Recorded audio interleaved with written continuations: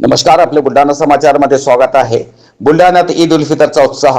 जुन्या गावच्या मोती मशिदीत हजारो मुस्लिम बांधवांनी अदा केली नमाज। सविस्तर वृत्त बुलढाणा। बुलढाणा शहरासह जिल्ह्यात आज ईद उल फितरचा सण मोठ्या उत्साहात आणि आनंदी वातावरणात साजरा करण्यात आला।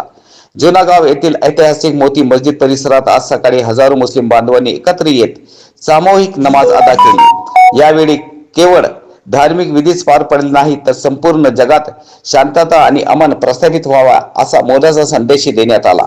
या पवित्र प्रसंगी मुस्लिम बांधवांचा उत्साह वाढविण्यासाठी बुलढाण्याचे कार्यसम्राट आमदार श्री संजय गायकवाड यांनी विशेष उपस्थिती लावली। त्यांनी सर्व मुस्लिम बांधवांना गळा भेट घेत ईदच्या शुभेच्छा दिल्या।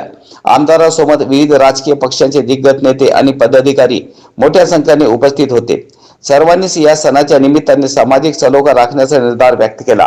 नमाजानंतर मशिदीच्या बाहेर पडताना प्रत्येकाच्या चेहऱ्यावर आनंद ओसंडून वाहत होता। उपस्थित धर्मगुरूंनी आणि बांधवांनी देशात आणि जगात सुख शांती नांदो अशी प्रार्थना केली।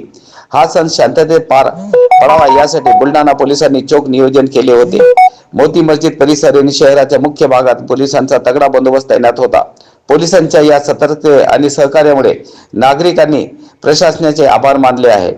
एकूणच जुन्या गावच्या मोती मशिदीतील या सोहळ्याचे बुलढाण्यातील बंधुभावाचे दर्शन संपूर्ण जिल्ह्यात घडवले आहे।